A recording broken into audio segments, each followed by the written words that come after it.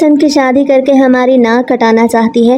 میرے ابا نے مجھے بہت مارا اور اگلے دن ہی اپنے بھتیجے کو بلا کے میرا نکاح اپنے بھتیجے سے کر دیا۔ وہ مجھ پر تشدد کرتا، مجھے بد کردار کہتا، پر اب میں پتھر ہو چکی تھی۔ ایک دن میں سجدے میں تھی جب نمک تیز ہو جانے پر شوہر نے گرم سالن مجھ پہ پھینکا۔ میری کمر جل گئی۔ میں سجدے میں انصاف کے لیے رونے لگی۔ شوہر کے چلانے کے باوجود میں نے سر نہ اٹھایا۔ جب شوہر نے غصے سے جو ہی میرا سر اوپر اٹھایا، خوف سے چیخ مارتا پیچھے ہو گیا۔ میں چونکی اور اپنی شکل شیشے میں دیکھی تو مجھے لگا تھا کہ شاید زید جیسے شخص کے حوالے کر کے ابا نے مجھے اس گناہ کی سزا دی تھی جو میں نے کیا تھا، اسی لیے میں خاموشی سے اس کا ہر ظلم سہتی رہی تھی۔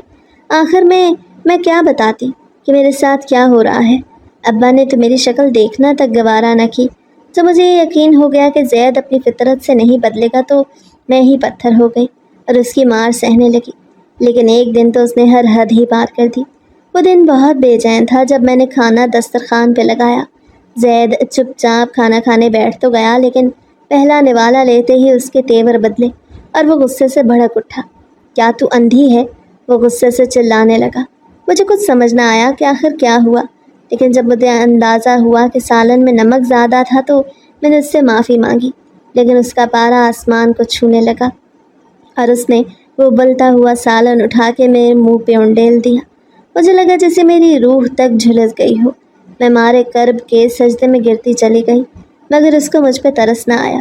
اس کو یہی لگا کہ میں ناٹک کر رہی تھی، مگر جیسے ہی اس نے میرا سر اٹھایا تو اس کے منہ سے چیخیں نکل گئیں، اور جب میں نے آئینے میں خود کو دیکھا تو اپنا چہرہ دیکھ کے میرے اوسان خطا ہو گئے، کیونکہ وہ منظر ہی ایسا تھا۔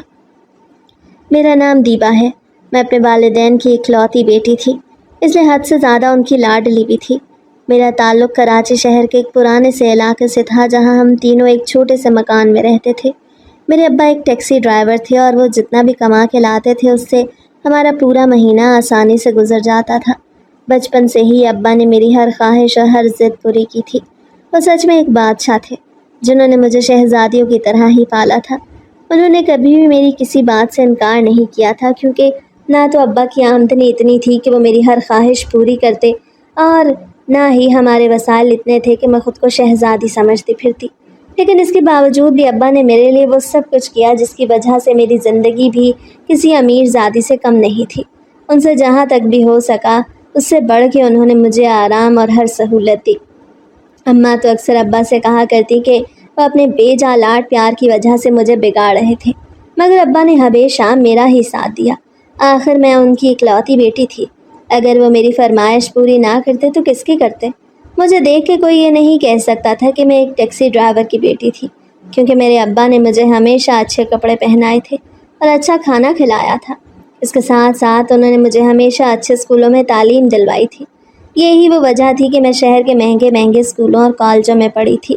ابا مجھے کہتے تھے کہ میرا بیٹا کوئی نہیں ہے، اس لیے میری بیٹی ہی بڑی ہو کہ میرا بیٹا بنے گی اور میرا سہارا بنے گی، اس لیے تو وہ میری ہر خواہش اور ہر ضرورت کو پورا کرتے تھے۔ اماں ہمیشہ ابا سے یہی کہتی رہتی کہ ان کا بیجا لاڈ پیار مجھے بگاڑ کے رکھ دے گا، مگر ابا اماں کو کہہ دیتے کہ میں جتنا بھی کما کے لاتا ہوں اپنی بیٹی کے لیے ہی تو کما کے لاتا ہوں، اور میں بھی ہمیشہ کی طرح ابا کی طرف ہو جاتی، کیونکہ ابا نے ہمیشہ میرا ضرورت سے بڑھ کے خیال رکھا تھا۔ مجھے کبھی بھی محسوس نہیں ہونے دیا تھا کہ میں ایک مزدور کی بیٹی تھی۔ انہوں نے ہمیشہ اپنی جیب سے بڑھ کے میری ضروریات پوری کی۔ میں ان سے جو بھی فرمائش کرتی وہ پلک جھپکتے ہی پوری کر دیتے۔ یہی وجہ تھی کہ میرے پاس مہنگے مہنگے اور ہر برانڈ کے کپڑے، جوتے اور دوسری چیزیں موجود تھیں۔ میرے سب دوست یہی سمجھتے تھے کہ میرے ابا کوئی بہت امیر آدمی تھے، کیونکہ مجھے کہیں بھی جانا ہوتا تو ابا مجھے ٹیکسی میں ہی چھوڑ کے آتے۔ میرے دوستوں کو یہی لگتا تھا کہ میرے ابا امیر آدمی تھے، اس لیے تو میں اس ٹیکسی میں سفر کرتی تھی۔ اس کی ایک وجہ یہ تھی کہ میں نے اپنے دوستوں کو کبھی یہ نہیں بتایا تھا کہ میں جس ٹیکسی میں گھومتی پھرتی ہوں وہ ٹیکسی میرے ابا کی تھی، اور اس کو چلانے والا بھی کوئی اور نہیں بلکہ میرا سگا باپ ہی تھا۔ بلکہ میں تو ہر ایک سے ہمیشہ یہی کہا کرتی کہ میں ایک لوکل ٹیکسی پہ سفر کرتی تھی، بلکہ میں نے تو اپنے دوستوں کو یہ بتا رکھا تھا کہ میرے ابا ایک بہت بڑا بزنس چلاتے تھے، اور ان کے پاس بھلا اتنا وقت کہاں ہوتا تھا کہ وہ مجھے گاڑی میں چھوڑنے کے لیے اپنا کام چھوڑ کے آتے، اس لیے انہوں نے مجھے ایک ٹیکسی ہی لگوا دی تھی۔ میں نے اپنے دوستوں کو کبھی بھی اپنے ابا کے بارے میں نہیں بتایا تھا، بلکہ اگر کبھی گھر کی ضرورتیں پوری کرنے کے لیے خرچہ کم پڑنے لگتا تو اماں اکثر ابا کو کہتی کہ وہ میری خواہشات اور ضرورتوں پہ اتنے بھی زیادہ پیسے مت لگائیں، کیونکہ ہم غریب تھے اور غریب ہی رہیں گے۔ بھلا ایک ٹیکسی سے ابا کتنا کما سکتے تھے، لیکن ابا نے بھی ہمیشہ میری ہی خواہشات اور خوشیوں کو ترجیح دی تھی۔ ابا مجھے پڑھا لکھا کے کامیاب بنانا چاہتے تھے، اس لیے انہوں نے مجھے شروع سے ہی اچھے اور مہنگے اسکولوں کالجوں میں تعلیم دلوائی اور پھر شہر کی سب سے اچھی یونیورسٹی میں بھی ایڈمیشن لے کر دیا۔ میرے ایڈمیشن کی فیس بھی بہت زیادہ تھی، جو نہ جانے ابا نے کیسے پوری کی، جبکہ اماں ہمیشہ کی طرح ابا کو کہتی ہی رہ گئیں کہ وہ مجھے اس یونیورسٹی میں ہی داخل کروائیں جہاں کی فیس وہ دے سکتے تھے، جہاں کے اخراجات وہ برداشت کر سکتے تھے۔ لیکن ابا نے میرے حوالے سے کبھی بھی اماں کی ایسی کوئی بات نہیں مانی تھی، بلکہ وہ تو کہتے تھے کہ میرے لیے اگر ان کو ساری رات بھی ٹیکسی چلانا پڑے گی تو وہ چلائیں گے اور مجھے بہت اچھی تعلیم دلوائیں گے، کیونکہ وہ خود تو پڑھ لکھ نہیں سکے تھے لیکن مجھے تو پڑھا ہی سکتے تھے۔ ان کو تو شوق تھا کہ میں پڑھ لکھ کے کامیاب انسان بنوں اور ان کا نام روشن کروں۔ مجھے اپنے باپ سے بے حد محبت تو تھی اور میں ان کی خواہش بھی پوری کرنا چاہتی تھی، مگر ایک بات ہمیشہ مجھے بری لگتی تھی، اور یہ کہ میرے ابا آخر کوئی اور کام کیوں نہیں کر سکتے تھے، وہ ایک پرانی ٹیکسی ہی کیوں چلاتے تھے۔ ان کا ٹیکسی چلانا میرے لیے بہت بڑی شرمندگی کا باعث بنتا تھا، اور میں نے تو اپنے سب دوستوں کو یہی بتا رکھا تھا کہ میرے ابا ایک بہت بڑا بزنس کرتے تھے اور ہر وقت آفس میں ہی مصروف ہوتے تھے۔ بھلا میں اپنے دوستوں کو یہ کیسے بتا سکتی تھی کہ جس ٹیکسی میں آتی تھی وہ ٹیکسی میرے ابا ہی تو چلاتے تھے؟ یہ تو میرے لیے بہت بڑی شرمندگی تھی، اس لیے میں نے اپنی اصل پہچان اپنے دوستوں سے ہمیشہ چھپا کے رکھی۔ میری اماں نے بھی گھر میں ہی لوگوں کے کپڑے سلائی کرنا شروع کر دیے تاکہ گھر کے اخراجات پورے ہو سکیں، اور مجھے شرمندگی ہوتی تھی کہ میرے اماں ابا وہ معمولی کام کرتے تھے جن کے لیے مجھے ہر ایک کے سامنے شرمندہ ہونا پڑتا تھا۔ میں نے اپنے سب دوستوں کو یہی بتا رکھا تھا کہ میرے ابا سارا دن اپنے بزنس کے کاموں میں مصروف ہوتے ہیں، جبکہ میری اماں ایک سوشل ورکر ہیں جو سارا دن طرح طرح کی پارٹیوں میں ہی مصروف رہتی تھی۔ جس گھر میں رہتی تھی وہ گھر تو بہت چھوٹا تھا، لیکن میں نے اپنے دوستوں کو یہی بتایا تھا کہ میرا گھر بہت بڑا ہے جہاں پر بے تحاشا ملازم ہیں، کیونکہ میرے ابا مجھ سے بہت پیار کرتے ہیں اور وہ نہیں چاہتے کہ میں کوئی کام کروں، اس لیے انہوں نے مجھے گھر پہ بہت سے ملازم رکھ کے دیے ہیں، اور میرے رہن سہن سے بھی کبھی کسی کو اندازہ نہیں ہو سکتا تھا کہ میں غریب ماں باپ کی غریب بیٹی تھی۔ میں نے اپنے ابا کو کبھی بھی اپنے ساتھ یونیورسٹی میں آنے نہیں دیا تھا، بلکہ اگر وہ مجھے یونیورسٹی کے باہر اتارتے اور میرے سر پہ پیار دینے کی کوشش کرتے تو میں ان کو نظر انداز کر کے جلدی سے اس ٹیکسی سے اتر جاتی۔ اگر میرے دوستوں کو یہ معلوم ہو جاتا کہ جس ٹیکسی سے میں آتی جاتی تھی وہ ٹیکسی میرے ابا کی تھی تو میری ان سب کے درمیان میں بھلا کیا عزت رہ جاتی۔ وقت گزرتا جا رہا تھا اور ابا کا لاڈ پیار تھا کہ میرے لیے بڑھتا ہی جا رہا تھا، جبکہ اماں چاہتی تھی کہ میں اب اس آرٹیفیشل جھوٹی زندگی سے نکل کر کوئی گھر کا کام کاج بھی کر لیا کروں، کیونکہ شروع سے ہی اماں گھر کے سارے کام اکیلی کرتی آئی تھی اور ان کی اتنی عمر ہو گئی تھی کہ وہ سارے کام اکیلی نہیں کر سکتی تھیں، اس لیے وہ چاہتی تھیں کہ گھر کے کاموں میں ان کی مدد کیا کروں، لیکن مجھے ہمیشہ گھر کے کام کرنا سخت ناپسند رہا تھا۔ اس سے تو میرے ہاتھ خراب ہوتے تھے، میرے ہاتھوں کی سکن خراب ہو سکتی تھی، اس لیے میں نے اماں کے ساتھ گھر کے کام کبھی بھی نہیں کیے، اور ابا بھی اماں کو کہتے تھے کہ وہ ان کی بیٹی سے کام مت کروایا کریں، بلکہ انہوں نے تو اپنی بیٹی کو شہزادیوں کی طرح پالا تھا، پھر وہ بھلا ایک شہزادی سے گھر کے کام کرنے کے لیے کیوں کہتے تھے؟ اماں کہتی تھی کہ لڑکیاں جتنا مرضی پڑھ لکھ جائیں، جتنا مرضی امیر ہو جائیں، جہاں مرضی چلی جائیں، لیکن گھر کے کام تو ان کو خود ہی کرنے پڑتے ہیں، تو پھر آخر کل کو ان کی شادی بھی تو کرنا ہی تھی جہاں پہ جا کے مجھے اپنے سارے کام خود ہی کرنے پڑنے تھے۔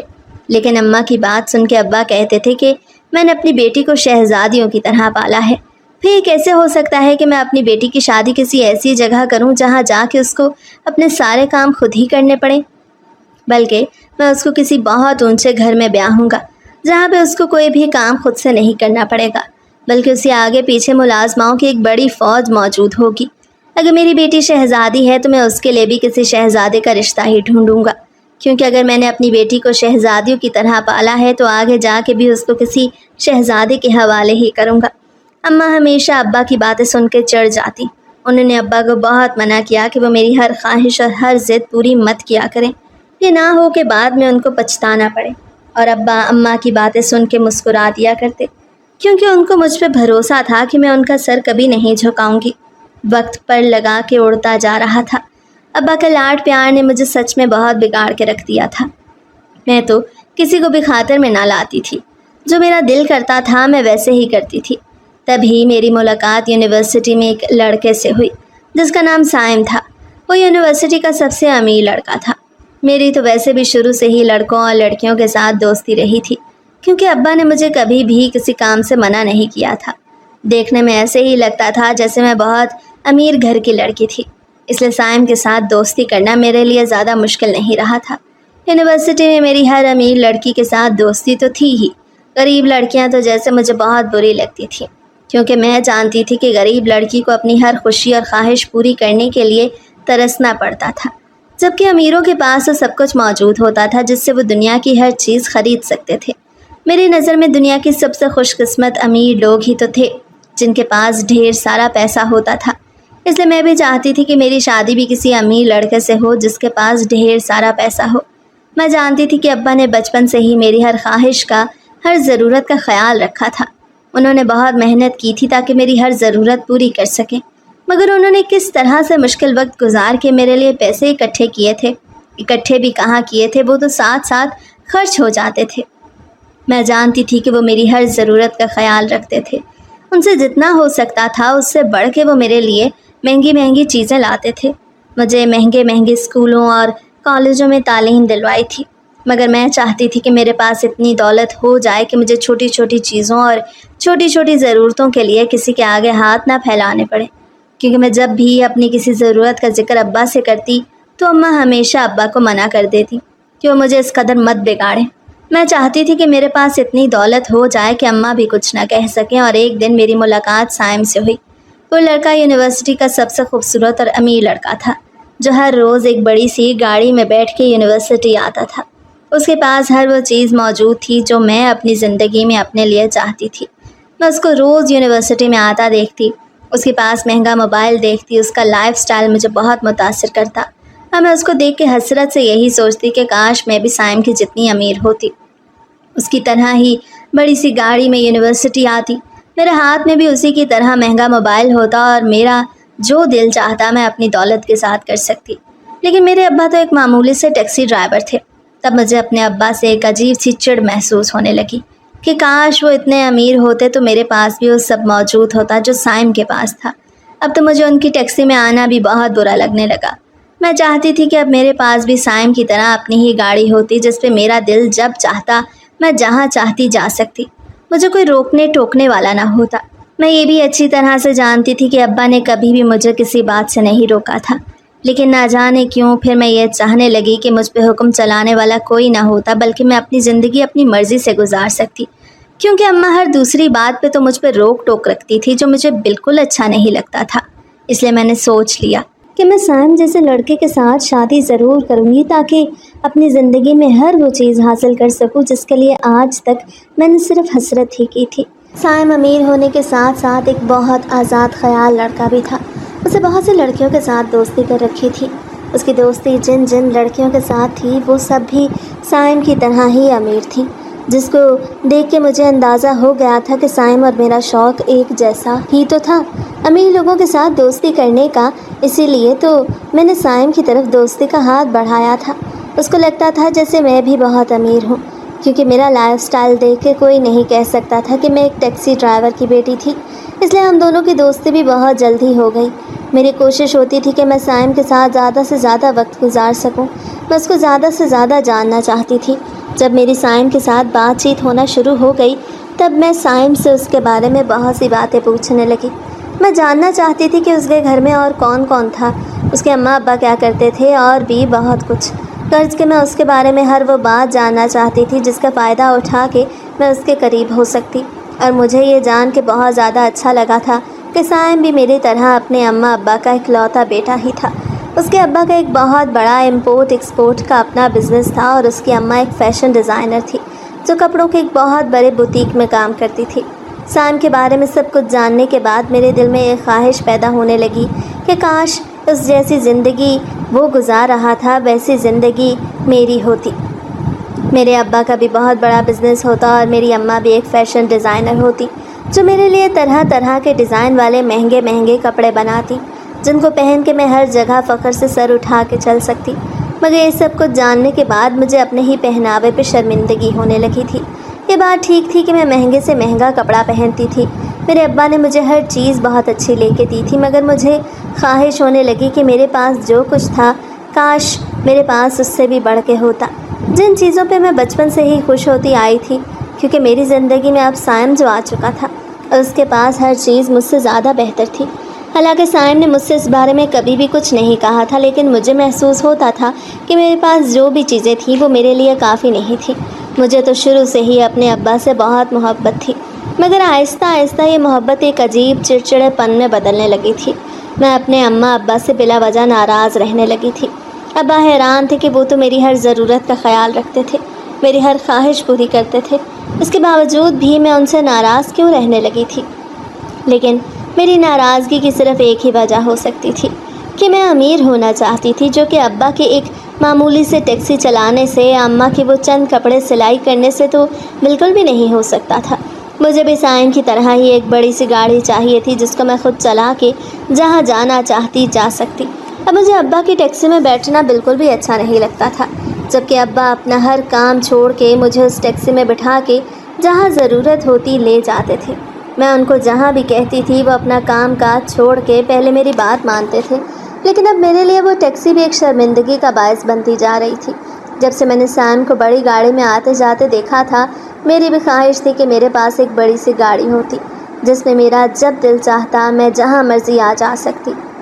اور میں نے ابا سے ایک نئی ضد کرنا شروع کر دی کہ وہ مجھے اب اپنی گاڑی لے کے دیں۔ ابا میری بات سن کے حیران رہ گئے۔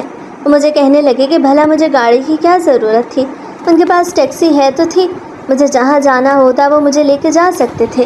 لیکن میں نے ابا سے صاف کہہ دیا کہ وہ تو ایک ٹیکسی تھی اور مجھے اب اپنی ذاتی گاڑی چاہیے۔ زندگی میں پہلی بار ابا میری فرمائش سن کے تھوڑا سا گھبرا گئے۔ ان کو لگنے لگا کہ شاید اماں ٹھیک ہی کہتی تھی کہ ان کو میری ہر خواہش اور بے جا ضرورتوں کو پورا نہیں کرنا چاہیے تھا، لیکن اب تو دیر ہو چکی تھی۔ میں بھلا ایک ضد کرتی تو اس سے اتنی آسانی سے پیچھے نہیں ہٹتی تھی۔ میں بھی ابا سے ناراض رہی تھی کہ وہ کچھ بھی کریں مجھے اپنی گاڑی لے کے دیں۔ ابا کو یہ فکر ستانے لگی تھی کہ وہ میری اس خواہش کو کیسے پورا کریں گے۔ تبھی اماں ابا کو مشورے دینے لگیں کہ میری تعلیم مکمل ہو رہی ہے، کیوں نہ وہ میرے لیے کوئی مناسب سا رشتہ دیکھ کے میری شادی کر دیتے۔ اور ابا نے اماں کی اس بات سے اتفاق کیا اور مجھے کہنے لگے کہ بیٹا میں تمہاری شادی ایک ایسے لڑکے سے کروں گا جس کے پاس اپنی گاڑی موجود ہو اور وہ تمہیں میری ہی طرح خوش رکھ سکے، وہ تمہیں زندگی میں ہر وہ چیز دے سکے جو میں نہیں دے سکا تھا۔ ابا کی بات سن کے میں حیرت میں مبتلا ہو گئی کہ میں نے تو ان سے صرف ایک گاڑی کی ہی فرمائش کی تھی، جس کو سننے کے بعد وہ میری شادی کے بارے میں سوچنے لگ گئے۔ اگر میں ان سے کوئی فرمائش کر ہی بیٹھی تھی تو کیا اس کا مطلب تھا کہ وہ میری شادی ہی کر دیتے؟ کیا وہ خود میری یہ خواہش پوری نہیں کر سکتے تھے؟ تو اب مجھے زندگی میں احساس کمتری محسوس ہونا شروع ہو گیا تھا۔ مجھے پہلی بار اپنی غربت سے اتنی نفرت ہونے لگی تھی کہ ہم اتنے غریب کیوں تھے کہ ابا میری ذرا سی خواہش پوری نہیں کر سکتے تھے۔ ایک گاڑی ہی تو تھی جو میں نے ان سے مانگی تھی، اور ان کے ذہن میں میری شادی کا ہی خیال آ گیا۔ میں نے سوچ لیا تھا کہ میں بھی اگر شادی کروں گی تو سائم جیسے ہی کسی لڑکے سے کروں گی، تاکہ مجھے ساری زندگی اپنی چھوٹی چھوٹی خوشیوں کے لیے ترسنا نہ پڑتا۔ بالآخر میری اور سائم کی دوستی محبت میں بدل ہی چکی تھی۔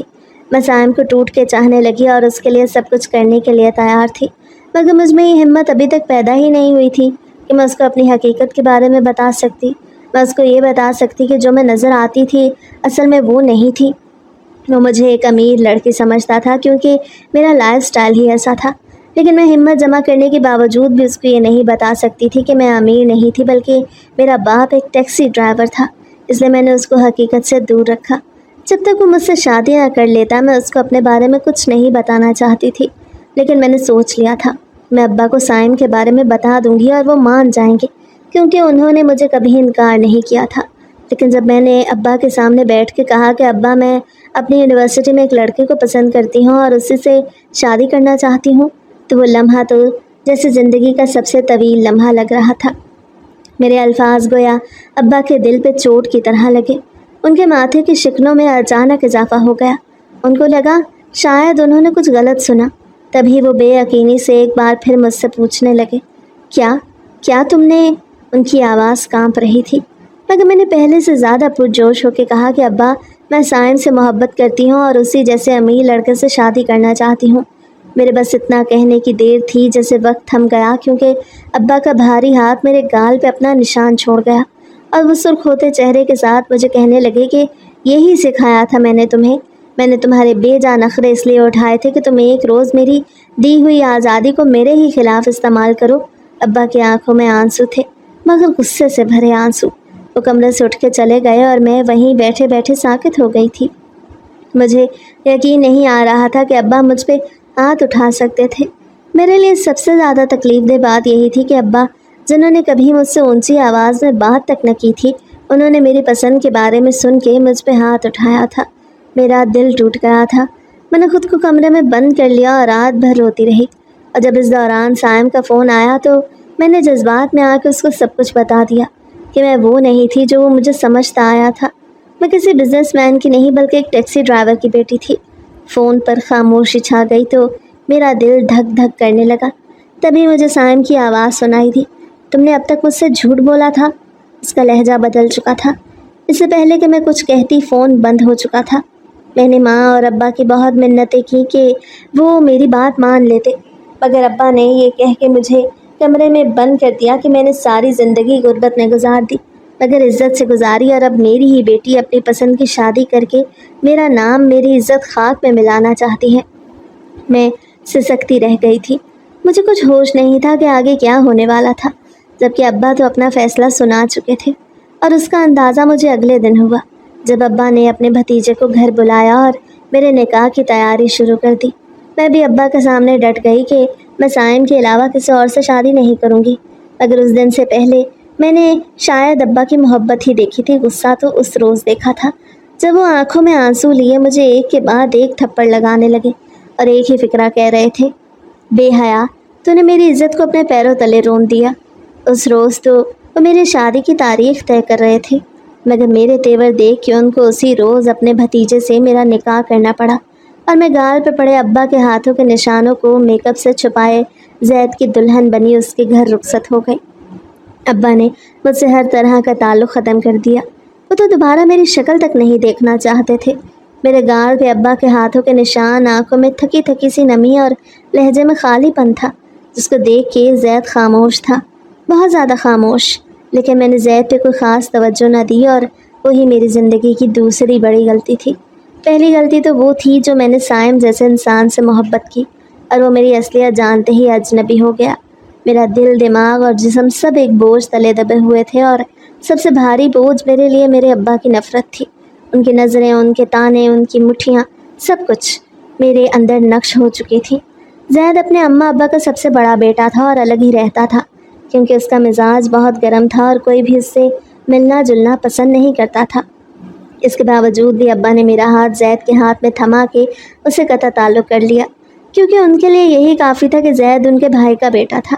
میں زید کے نکاح میں تھی، مگر میرے دل و دماغ میں سائم تھا، اور میرا گمسم رویہ دیکھ کر زید مجھ پہ شک کرنے لگا تھا۔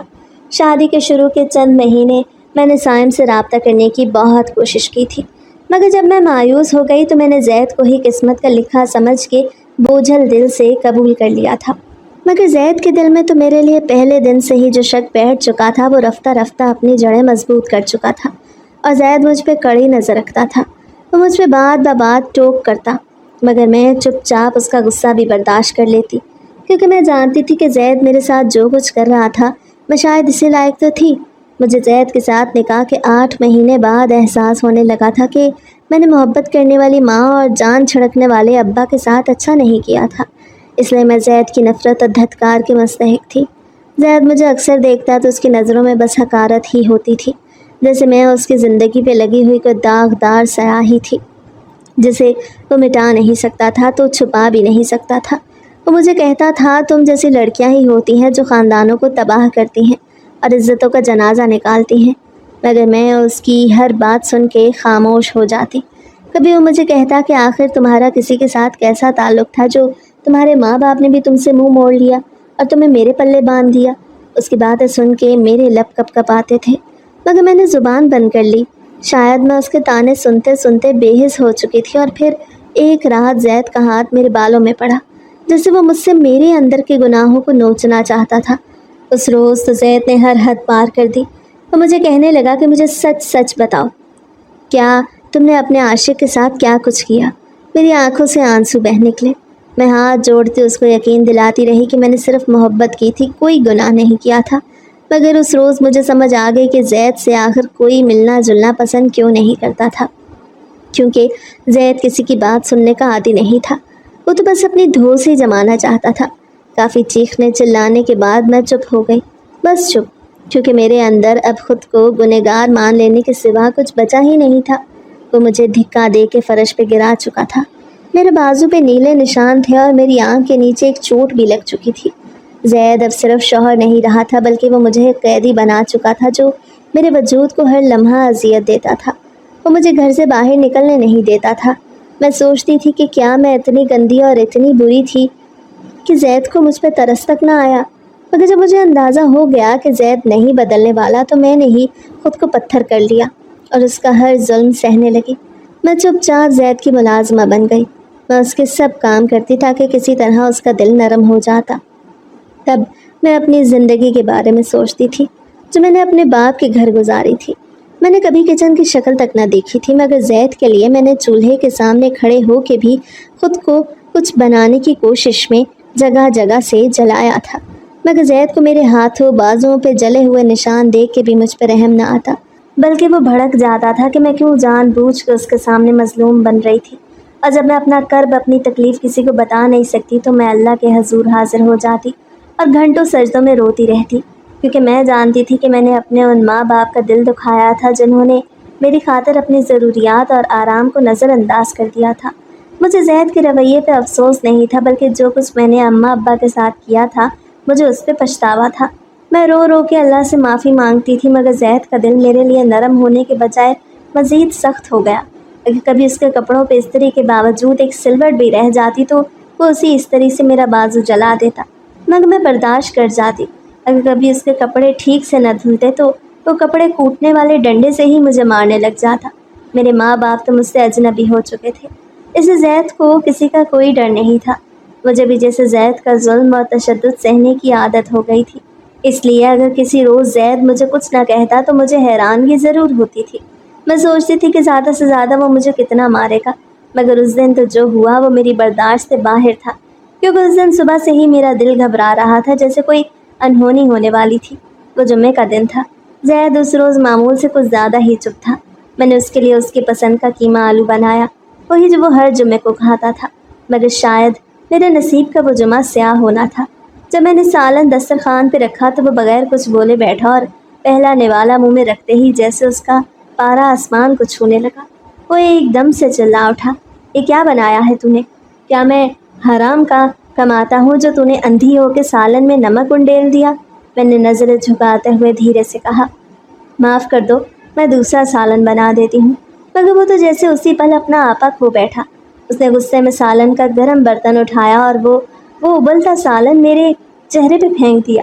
میں صرف چیخی نہیں تھی، تڑپی بھی نہیں تھی، بلکہ بس ساکت ہو گئی تھی۔ مجھے لگا تھا کہ جیسے کسی نے میرے اندر کی روح کو بھی جلا دیا تھا۔ جلتا ہوا سالن میرے چہرے سے ہوتا ہوا گردن تک بہنے لگا اور میں کرب سے سجدے میں گر پڑی۔ میرا چہرہ، میرا جسم، میری آنکھیں سب جھلس رہا تھا۔ میں زمین پہ گر گئی تھی، اپنے ہاتھ چہرے پہ رکھے، مگر میرا چہرہ اتنا جل چکا تھا کہ ہاتھ لگانا بھی دشوار تھا۔ مگر زید کو پھر بھی چین نہیں آیا۔ وہ چیختا رہا، مجھے گالیاں دیتا رہا اور کہنے لگا، بند کرو میرے سامنے یہ ڈرامے، تم اتنی بھی معصوم نہیں ہو کہ تم پہ ترس کھایا جا سکے۔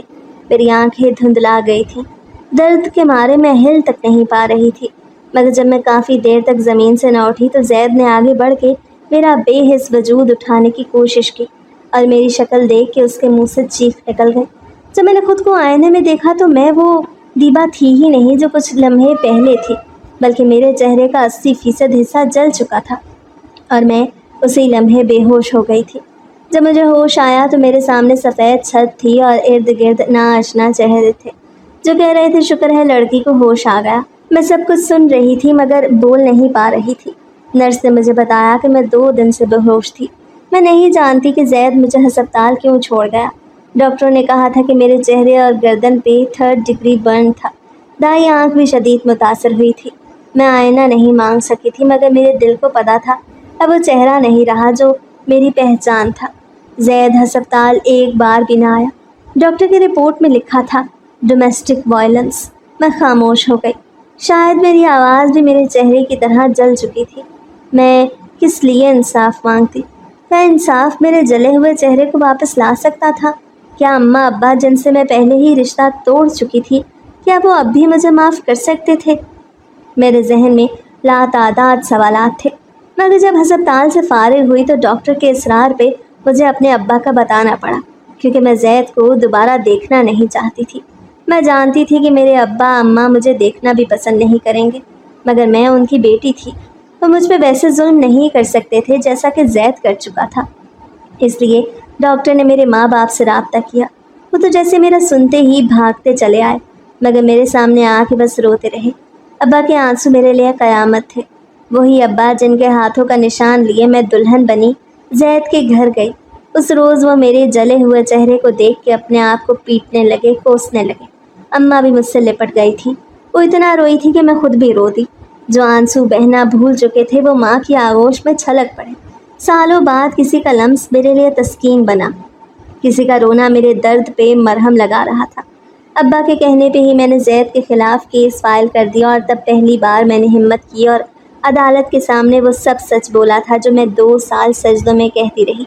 وہ مجھے مارتا تھا، جلاتا تھا، اپنی ضرورت کے لیے نوچتا تھا، مگر میں سہتی رہی تھی، کیونکہ مجھے لگا تھا ایک دن وہ بدل جائے گا، شاید اس کو مجھ پہ رحم آ جائے گا۔ مگر وہ تو بگڑتا ہی چلا گیا اور میرا چہرہ بھی برباد ہو چکا تھا۔ عدالت نے بھی زید نے جھوٹ بولا کہ میں اس پہ الزام لگا رہی تھی۔ عدالت کے باہر بھی اس نے مجھے دھمکیاں دی تھی، مگر مجھے پھر کسی کی بات کی کوئی پرواہ نہیں تھی، کیونکہ میرے اماں ابا میرے ساتھ تھے۔ وہ جانتے تھے کہ انہوں نے مجھے ایک حیوان کے حوالے کر کے غلطی کی تھی، مگر پھر بھی وہ مجھ پہ ظلم ہوتے ہوئے برداشت نہیں کر سکے تھے۔ میں ان کی اکلوتی اولاد تھی۔ آخر ان کے دل سے میری محبت کون ختم کر سکتا تھا؟ اس لیے اماں ابا کے ساتھ کی بدولت ہی میں زید کو سزا دلوانے میں کامیاب ہو گئی۔ آج میں اماں ابا کے ساتھ رہ رہی ہوں۔ ابا ابھی بھی ٹیکسی ہی چلاتے ہیں، مگر اب مجھے اس بات پہ شرمندگی نہیں ہوتی، بلکہ میں فخر سے کہہ سکتی ہوں کہ ابا نے اپنی ضرورت کو پیچھے کر کے میری خوشیاں پوری کی ہیں، اور شاید مجھ سے خوش قسمت اور کوئی نہیں، کیونکہ میری بے شمار نادانیوں کے باوجود بھی میرے ابا میرے ساتھ ہیں۔ میں بس یہ سوچتی ہوں کہ کاش کسی سے محبت کرنے کو اتنا بڑا گناہ نہ بنا دیا جائے کہ ایک لڑکی اپنوں کے ہوتے ہوئے بھی بے آسرا اور رسوا ہو کے رہ جائے، کیونکہ جس لڑکی کے سر پہ اس کے ماں باپ زندہ ہوتے ہوئے بھی ہاتھ نہیں رکھتے تو اس لڑکی کو معاشرہ نوچ کے کھا جاتا ہے، پھر چاہے وہ اپنا شوہر ہی کیوں نہ ہو۔ آج میں ایک سوشل ورکر ہوں اور ان سب لڑکیوں کی آواز بننے کی کوشش کر رہی ہوں جو اپنوں کے مظالم کی ستائی ہوئی ہیں۔